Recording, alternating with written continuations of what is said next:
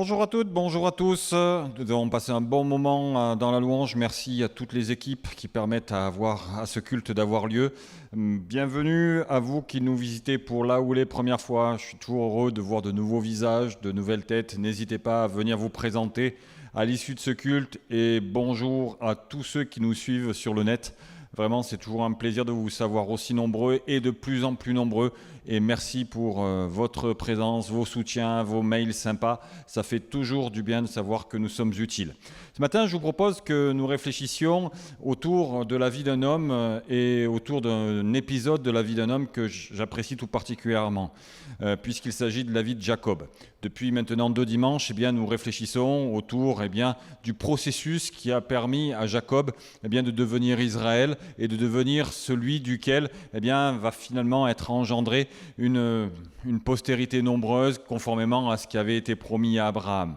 Dans un premier temps, nous avons vu que Jacob avait dû apprendre que Dieu était son Dieu et non plus simplement le Dieu de ses pères. Dans un second temps, nous avons vu que Jacob avait dû apprendre que Dieu ne s'utilisait pas, mais que Dieu était Dieu et que c'était lui qui était au service de Dieu. Et aujourd'hui, je vous propose que nous réfléchissions autour d'une expression qui est la suivante, c'est que Dieu a été pour Jacob le Dieu avec lequel il s'est battu. D'après le livre de la Genèse, il s'est même battu physiquement avec lui.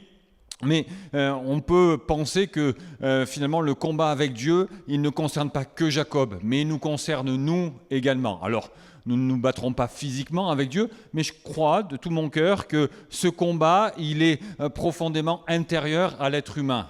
Et lorsque nous lisons les Écritures, nous nous apercevons que des hommes de Dieu ont été tiraillés. L'apôtre Paul, par exemple, dira très très bien lorsqu'il écrit aux Romains qu'il voulait faire du bien, mais qu'il ne le faisait pas, et qu'il faisait du mal qu'il ne voulait pas faire. Il expliquera également que en nous, dans l'être humain, il y avait 2 régimes qui s'affrontaient. Le premier est le régime de l'esprit, et le second est le régime de la chair. Et que ces 2 régimes se font la guerre d'une manière impitoyable.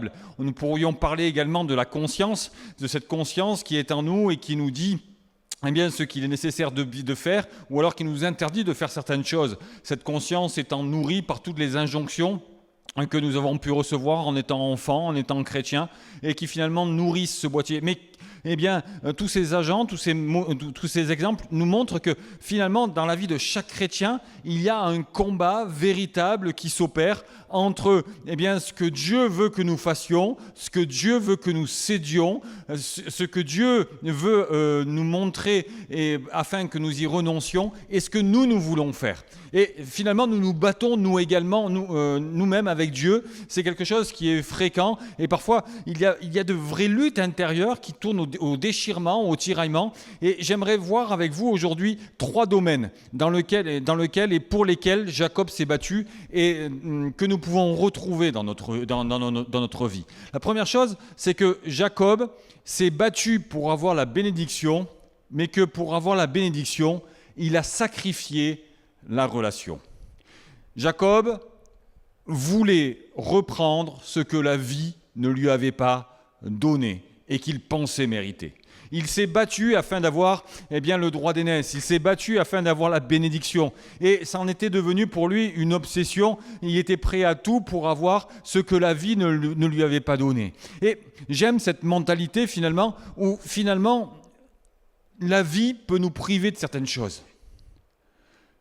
Où nous ne sommes pas nés dans les bonnes familles, nous ne sommes pas nés dans la bonne période, nous ne sommes pas nés dans un contexte favorable pour que nous puissions bénéficier de la richesse, d'un essor spirituel ou bien parfois de l'amour de nos parents. Nous avons rencontré notre épouse, notre époux dans un contexte qui était bien particulier et qui finalement nous a empêchés d'avoir la vie de couple qu'on pouvait rêver. Et je pense peut-être à des hommes et à des femmes qui ont rencontré, qui ont été mariés une première fois et ça s'est mal passé et cette période a été compliquée à vivre et c'est comme si finalement la vie les avait privés d'une partie du bonheur auquel on peut aspirer en désirant une vie de couple. Et Jacob, lui, il s'est battu pour avoir ce que la vie lui avait enlevé. Et j'aimerais te dire une chose, c'est que Dieu est à tes côtés pour les combats qui sont les tiens.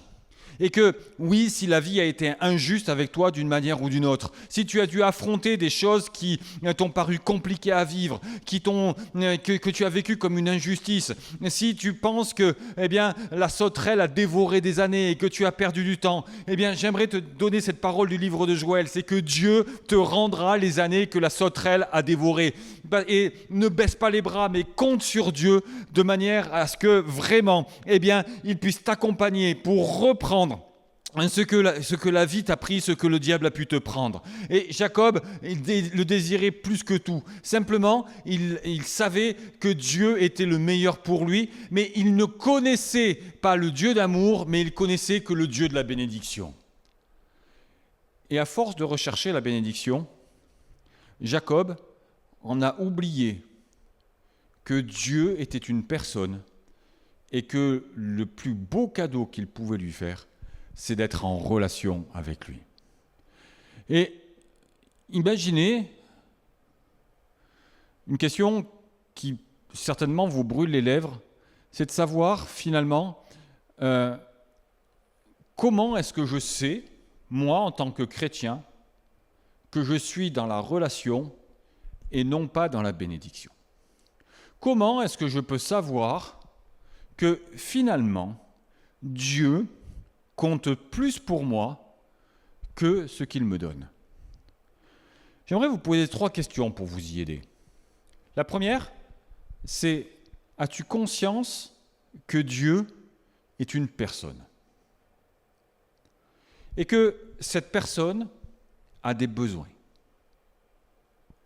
As-tu conscience que même si Dieu est omniscient, que même si Dieu est omnipotent, il n'en reste pas moins une personne qui a des sentiments et qui a des besoins. D'ailleurs, lorsque nous sommes baptisés dans le Saint-Esprit et que nous parlons en langue, nous savons que en prononçant ces mots que nous ne comprenons pas, nous prions parfaitement, nous louons parfaitement et nous comblons parfaitement les besoins de Dieu. Je ferme la parenthèse. Dans ta relation avec Dieu, sur 1 heure, combien de temps te préoccupes-tu des besoins de Dieu? Combien de temps mets-tu à chercher quels sont les besoins de Dieu, pas simplement pour ta vie, mais la manière dont tu peux lui être utile dans la journée que tu es en train de vivre? Première question, te préoccupes-tu des besoins de Dieu? Seconde question, c'est quel impact la non-bénédiction peut avoir sur ta relation avec Dieu? Que se passe-t-il lorsque tu pries Dieu et que pour une raison ou pour une autre, il ne t'exauce pas?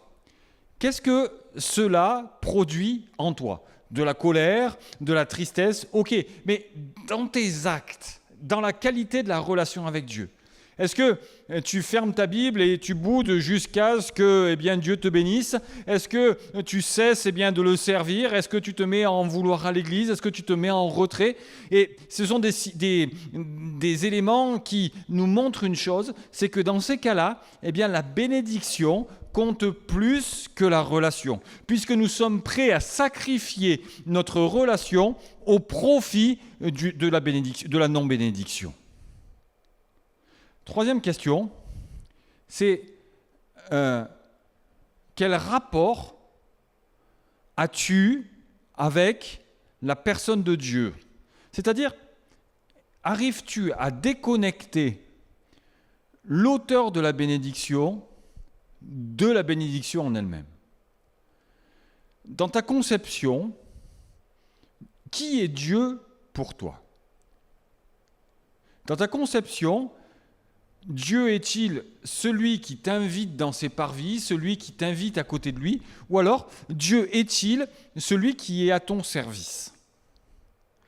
Est-ce que tu es avec lui parce que tu désires être avec lui et que ce qui compte c'est son cœur, ou bien est-il une personne qui te sert?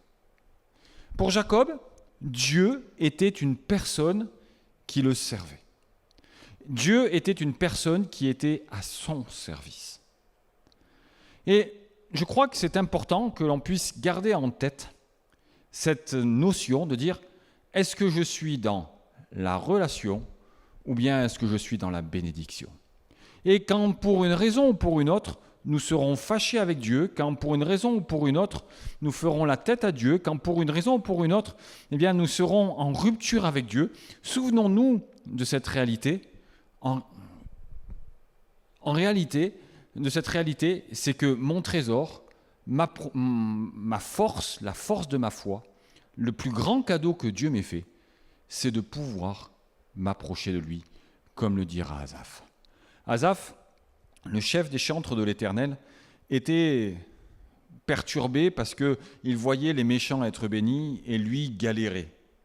Et il va rentrer en conversation avec Dieu jusqu'au moment où il dira ces paroles. Pour moi, m'approcher de Dieu, c'est mon bien. Je place mon refuge dans le Seigneur, l'Éternel, afin de raconter toutes tes œuvres. Et pour conclure ce premier point, je dirais que finalement, on ne se bat pas contre Dieu. De toute manière, nous n'avons aucun intérêt à nous battre contre Dieu parce que nous perdrions systématiquement. Simplement, je crois plutôt que nous nous battons contre nous-mêmes pour rester en Jésus en attendant que Dieu se manifeste dans le domaine dans lequel nous lui avons demandé d'intervenir. Je crois que le principal combat que nous avons à mener, ce n'est pas que Dieu nous bénisse, mais le principal combat que nous avons à mener, c'est que je reste en Jésus malgré le fait que la bénédiction tarde à venir. Malgré le fait que, pour une raison ou pour une autre, il semblerait que le Dieu qui m'aime, eh bien, ne prenne pas soin de moi. Et je dis bien, il semblerait. Je crois que c'est terriblement important de se dire que le vrai combat, c'est de rester en Jésus, c'est de rester dans sa grâce, c'est de rester dans ce qu'il est, c'est de rester dans l'œuvre de la croix, c'est de rester dans la fidélité, c'est de rester dans la foi et de dire à mon âme, rassure-toi, parce que mon Dieu est en route et quel que soit ce que mes yeux voient, quel que soit ce que je suis en train de traverser, je sais que je peux compter sur toi. Je sais que je peux compter sur toi. La deuxième chose, la deuxième partie, c'est que finalement, Jacob s'est battu pour avoir ce qu'il désirait. Jacob s'est battu pour avoir ce qu'il souhaitait. À un moment de sa vie, Jacob va devoir partir de la maison de son père. Il va devoir quitter la maison de son père. Et là, il va arriver chez un homme qui s'appelle Laban. Et dans la maison de Laban, il y avait deux sœurs, Léa et Rachel. Et Jacob va avoir un crush de fou pour Rachel. Il va désirer avoir Rachel. Il va la voir et puis il va tomber en amour devant elle. Il va dire « Waouh, je la veux !» Et Laban lui dit, tu la veux? Eh bien, sache une chose, c'est qu'il va falloir que tu sois 7 ans à mon service pour l'avoir. Et Jacob va travailler pendant 7 ans pour Rachel. Et ça va passer rapidement. Et au bout de 7 ans, il va récupérer, Laban va lui donner Léa, la sœur aînée, parce que c'est ce qui devait se passer. Et Jacob va être en colère, mais il va encore travailler 7 ans pour avoir Rachel. Et la Bible nous dit que ça va passer à une vitesse folle, tout simplement parce que, Jacob savait ce qu'il voulait. Et je crois que c'est l'un des secrets de notre vie chrétienne, c'est d'avoir des rêves. L'un des secrets de nos vies chrétiennes, c'est d'avoir des désirs, c'est de savoir, c'est d'avoir des projets pour Dieu. Parce qu'à partir du moment où j'ai des projets pour Dieu, alors je ne m'ennuie pas. Et je suis désolé, mais il y a trop de chrétiens dans nos églises, je le dis avec énormément de respect, qui s'ennuient dans leur vie chrétienne, qui ont une vie chrétienne qui ressemble un petit peu à du métro, boulot, dodo. Je me lève le matin, je lis ma Bible, je prie, je ferme ma Bible, et je vais travailler, et puis le soir, je vais à la réunion de prière, et puis ensuite, mes journées, mes semaines, se répercutent comme ça, avec comme point d'orgue le culte, où je fais ma prière à 10h15 et 30 secondes, où je m'assois un petit peu sur la même chaise, et où finalement, ma vie chrétienne est rythmée par absolument, pas grand-chose.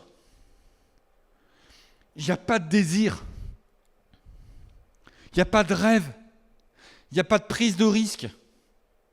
Et finalement, il y a comme un rétrécissement de notre foi, un rétrécissement de notre cœur. On ressemble un petit peu au fils aîné de la parabole du fils prodigue, qui était dans la maison du Père, mais qui s'ennuyait terriblement et qui n'avait pas conscience de tous les trésors qu'il pouvait avoir. Jacob ne s'est pas ennuyé durant ces années, parce qu'il avait Rachel en perspective. Et mes amis, nous devons trouver notre Rachel.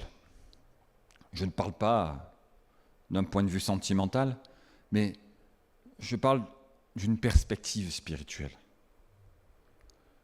J'ai besoin de savoir ce que Dieu attend de moi. Mais au-delà de ça, j'ai besoin de rêver. J'ai besoin de me lancer dans des projets. J'ai besoin d'avoir des choses à cœur. J'ai besoin de découvrir d'autres choses. Parce que même en fuite, Jacob a continué de construire sa vie. Jacob a continué de désirer. Jacob a continué de vouloir. Et voyez-vous, c'est terriblement important. Parce que les objectifs, c'est la boîte, c'est le socle sur lequel viendra s'incarner ma foi. Je m'explique. On peut vivre une vie spirituelle quelque part hyper théorique. Même si la vie nous rattrape et nous impose des choses. Mais on peut connaître notre Bible sur le bout des doigts. On peut connaître les versets, mais extrêmement bien. Pour autant, il n'y a pas de lieu où notre foi ou notre spiritualité s'incarne. C'est-à-dire que, à partir du moment où j'ai des objectifs, alors, ce que je sais en théorie, eh bien, durant le trajet qui me mène à mon objectif, alors, eh bien, je pourrai mettre en pratique ce que j'ai lu, ce que j'ai entendu et ce que le Saint-Esprit a pu m'enseigner. Je prends un exemple tout simple. Quelqu'un qui veut être conducteur de louange, qui a à cœur de dire, voilà, je veux bénir Dieu au travers de ma louange. Je veux vraiment impacter mon Église au travers de la louange. Alors, eh bien, ce jeune homme, cette jeune fille, eh bien, tout d'un coup, va prendre des cours de chant. Et il va se rendre compte qu'il est limité et qu'il lui faut des cours de solfège. Et puis, après les cours de solfège, il va prendre des cours de piano, des cours de guitare, de manière à apprendre à jouer vraiment d'un instrument. Et ensuite, il va essayer de prendre contact avec les leaders actuels impactants, les Dan Luyten, les Sébastien Korn, par exemple, en leur demandant « Eh oh, est-ce que je pourrais avoir 10 minutes de ton temps pour que tu me dises un petit peu comment est-ce que je dois faire? Quels sont tes conseils pour un jeune qui veut impacter sa génération en termes de louange ?» Il va peut-être aller se former dans des écoles de louange, il va peut-être mettre de l'argent de côté de manière à assister à des séminaires. Bref, quelque part, eh bien, il va incarner sa foi et au travers de ce chemin, il va apprendre qu'il y a des résistances, mais que Dieu vient à bout des résistances. Il va apprendre que parfois, eh bien, l'Église ne reçoit pas bien les ministères que l'on peut avoir sur le cœur, mais pour autant, il va continuer parce qu'il sait ce qu'il veut, il sait ce qu'il désire, il connaît sa Rachel et il la désire et il la veut et lui aussi, il est prêt à travailler pendant 14 ans, pendant 20 ans, s'il peut la voir. Et finalement, il va apprendre que la spiritualité sans travail ne mène à rien. Il va apprendre que la conviction qui est inhérente à la foi sans démonstration, c'est quelque chose qui est mort. Il va apprendre que la foi sans persévérance n'a pas de sens. Il va apprendre que vraiment, eh bien, avoir un rêve, c'est avoir des objectifs, c'est apprendre et c'est désirer. Et voyez-vous, il y a une règle dans la vie chrétienne, c'est ce que sans objectif, on ne peut pas faire de progrès parce qu'on ne peut pas avoir de remise en question. Quand je suis un chrétien lambda, quand je suis un pasteur, je prends un exemple d'un pasteur, d'accord, qui finalement se contente de faire ses petites réunions, d'animer ses cultes, de prêcher, de prier, mais qui ne sort jamais de sa zone de confort. Je crois que ce pasteur ne progressera jamais. Il prêchera toujours certainement très très bien, il aura toujours sa vie de prière, il sera certainement toujours sauvé. Mais son ministère ne prendra pas l'ampleur qu'il doit avoir. Et il en va de même pour chaque chrétien. C'est-à-dire qu'à partir du moment où je ne sors pas de mes zones de sécurité, alors je ne peux pas échouer, alors je ne peux pas apprendre. Et donc je ne peux pas progresser. Et donc, je ne ferai que tourner en rond. Voyez-vous, c'est une règle dans la vie chrétienne. Si je n'ai pas de Rachel, si je n'ai pas d'objectif, si je n'ai pas de désir, alors je crains fort qu'il n'y ait pas de croissance et je crains fort qu'il n'y ait pas de développement, même de ma relation avec Dieu. L'ennui guette les enfants de Dieu. Et l'ennui et la routine sont terriblement dangereux pour les enfants de Dieu. Les objectifs sont réellement le concret où viennent se poser notre foi. La troisième chose, c'est que Jacob s'est battu pour ne pas changer. Jacob, c'était le trompeur, c'était dans son ADN, c'était dans son identité, c'était dans son nom. Jacob, il était fier, ou il devait être fier de ce côté un petit peu manipulateur qui lui permettait de sortir de toutes les ornières dans lesquelles il pouvait être. On ne connaît pas son enfance, on ne connaît pas ses relations avec Ésaü, on ne connaît pas comment est-ce que Jacob a grandi, mais on peut penser que c'était quelqu'un qui savait parler, qui savait manipuler et qui a utilisé ce don pour lui. Jacob ne voulait pas changer. Mais Dieu voulait que Jacob change. Et toute l'histoire de Jacob fonctionne autour de ce pivot. Jacob était fier de qui il était. Dieu voulait que Jacob change. Jacob voulait rester Jacob, avec ses méthodes et ses pratiques. Dieu voulait que Jacob devienne Israël, avec un plan beaucoup plus grand, qui le dépasserait et qui irait au-delà de ce qu'il avait pu penser ou même imaginer. Dans la vie chrétienne, le changement n'est pas une option. Le changement est tellement naturel. Nous connaissons tous Jean 15 avec cette parabole du cep et des sarments. À partir du moment où je suis greffé en tant que sarment sur le cep, alors je porte du fruit d'une manière automatique. Alors le changement se fait automatiquement. Et ce changement, il se fait dans la mesure où je le souhaite, où je le veux, mais il y a comme un phénomène naturel et il a pour but de me faire ressembler à Christ. Ce changement, ça a pour but que mon caractère change, que mon caractère parfois vigoureux puisse changer en douceur et que ma douceur puisse être connue de tous. Ce changement, il a besoin d'exister. Et ce changement, il s'appelle la sanctification. Rechercher la paix avec tous les hommes et la sanctification sans laquelle personne ne verra le Seigneur. C'est juste une question de salut, quoi. Et Dieu va venir confronter Jacob à cette réalité. Dieu va venir confronter Jacob à ce besoin. C'est-à-dire qu'il va lui dire « Jacob, tu as besoin de changer ». Et ça va se passer à Péniel, dans un contexte bien particulier. Ça va se passer à un moment où Ésaü, le frère de Jacob, va venir à sa rencontre avec des hommes nombreux. Et Jacob sait que sa vie est en jeu. Alors il va manipuler, il va essayer de manipuler, il va faire passer ses serviteurs, ses servantes, et puis les femmes, et puis les enfants, il va préparer son plan, mais il a peur, il craint, et puis il va se retrouver dans un endroit à un moment donné, et j'aime ce verset, qui est peut-être l'un de mes versets préférés dans la Bible, où il est dit que Jacob va rester seul. Et derrière ce mot « seul », il y a une lourdeur, il y a une pesanteur. En réalité, je crois que Jacob est loin d'être seul.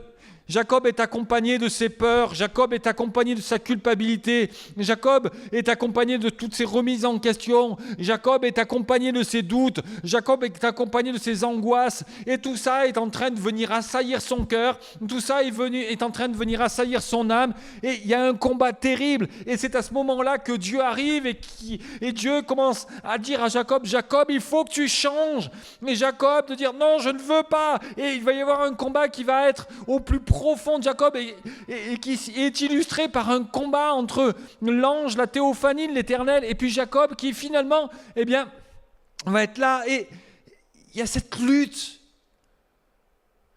Il y a cette lutte profonde. Voyez-vous, si Jacob n'avait pas changé, ça aurait été quoi les conséquences ? Certainement que Jacob serait mort. Tout comme tu risques de mourir spirituellement, si tu refuses de changer.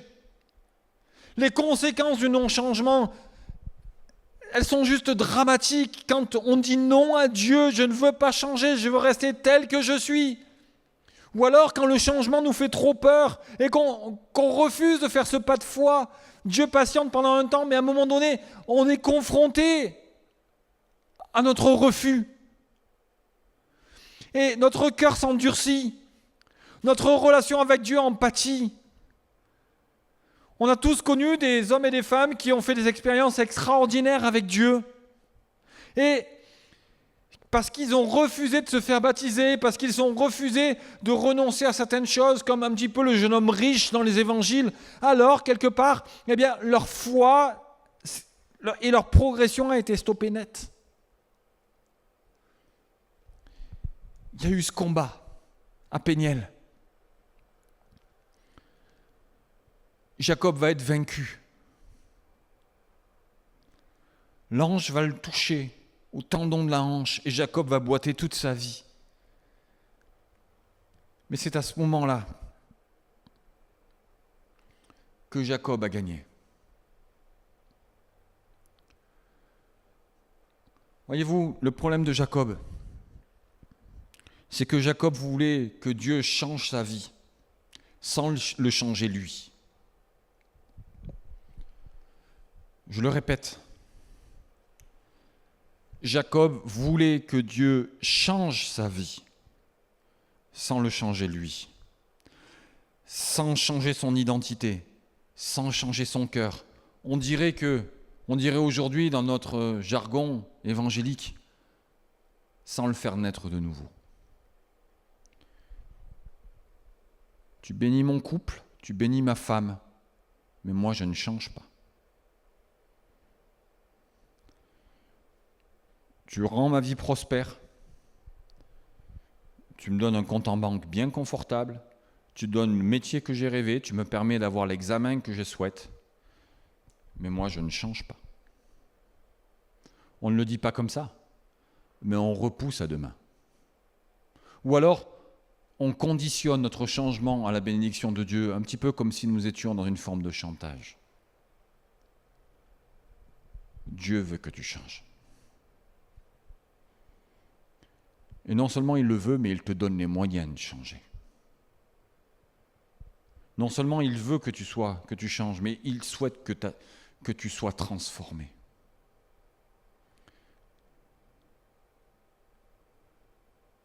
Dieu veut œuvrer dans ton cœur avant d'œuvrer dans ta vie. Dieu veut que tu deviennes Israël, celui qui portera la bénédiction qu'il a prévue pour toi de toute éternité, avant d'œuvrer dans ta vie. Et parce que tu deviendras Israël, et parce que tu porteras, et que tu assumeras ton statut d'enfant de Dieu, parce que tu accepteras que le Saint-Esprit prenne de ce qui est à Jésus et qu'il te le communique, alors ta vie changera.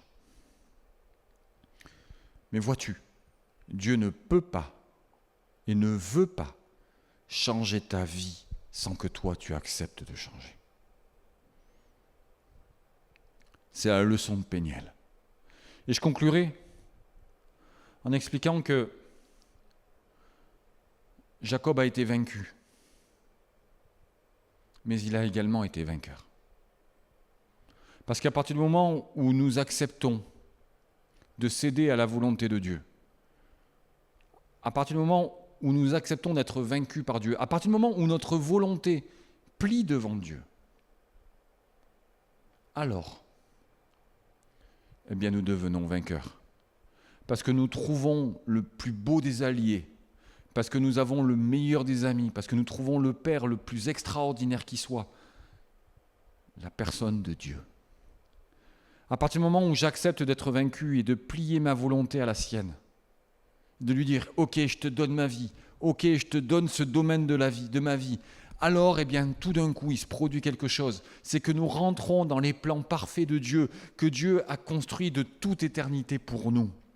Et voyez-vous, ce sujet, il ne concerne pas que les inconvertis, mais il nous concerne tous, enfants de Dieu. Il nous concerne tous, tout simplement parce que nous avons tous, je crois, besoin d'être vaincus dans des domaines de notre vie. Comment les identifier ? Eh bien, c'est tous les domaines dans lesquels eh bien, nous rentrons en conflit avec les autres. À partir du moment où il y a un domaine récurrent que l'on me reproche et avec lequel je rentre en conflit, cela signifie que quelque part Dieu a besoin de me changer, a besoin de me transformer.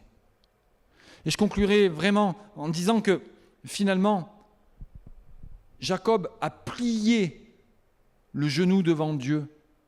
Il s'est soumis à Dieu. Et j'aimerais réfléchir dans cette conclusion sur ce terme de soumission. Ça pourrait faire l'objet de toute une étude biblique. Mais je crois que ce n'est pas forcément la soumission, ce n'est pas une domination que Dieu instaure sur notre vie. Nous ne devenons pas esclaves de Dieu dans notre vie. Mais ce qui se produit, c'est que, eh bien, nous devenons collaborateurs avec Dieu. Nous devenons partenaires de Dieu. Et que nous travaillons avec Dieu et que Dieu travaille avec nous. Nous faisons en sorte que Dieu soit dans notre quotidien.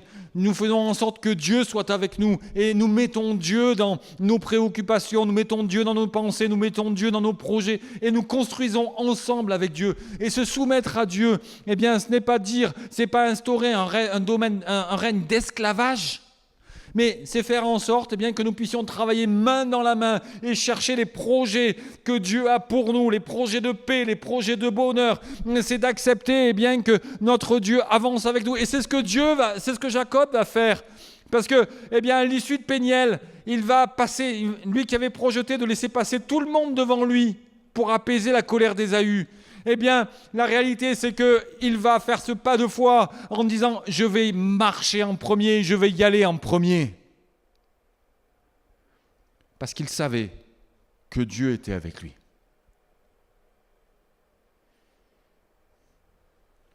Dieu veut te changer. C'est le moment pour toi d'assumer qui tu es, d'assumer tes erreurs, d'assumer ton passé. Dieu veut te transformer. Et Dieu veut dessiner un partenariat avec toi pour t'aider à construire ton futur et à construire ta vie. Que Dieu te bénisse et que Dieu te fasse du bien. Seigneur, nous te remercions de tout notre cœur. Parce que tu es le Dieu de notre changement, tu es le Dieu de notre transformation, tu es le Dieu de notre vie. Je te remercie de tout mon cœur, de toute mon âme, parce que tu as été le Dieu de ma transformation. Et je crois que tu l'es encore aujourd'hui, que tu l'es pour des hommes et pour des femmes dans cette salle. Merci parce que je te bénis, parce que tu es capable de changer, de transformer n'importe quelle vie, de briser n'importe quelle chaîne. Travaille dans les volontés ce matin, s'il te plaît, que là où il y a des résistances, que l'Esprit de Dieu puisse passer, que l'Esprit de Dieu puisse transformer, que l'Esprit de Dieu puisse renverser les murs, que là où il y a des barrières d'incrédulité, d'orgueil qui sont érigées, que l'Esprit de Dieu puisse maintenant renverser tout cela et que vraiment il y ait un fleuve de vie, qu'il y ait des convictions profondes qui puissent naître dans des cœurs et dans des vies, dans le nom puissant de Jésus. Amen. Merci de nous avoir suivis.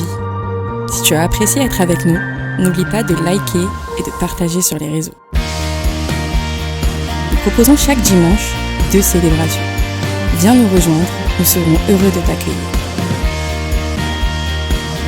À la pépinière, tous les âges sont représentés. Viens booster ta foi au contact de ta génération. Besoin d'un rendez-vous? Nos pasteurs se tiennent à ta disposition. N'hésite pas à les contacter. Tu peux suivre nos prédications, posts et actualités sur les réseaux. N'oublie pas de visiter notre site internet. Tu veux t'intégrer et nous connaître un peu plus? Télécharge dès maintenant notre application et reste connecté. À bientôt, à la pépinière.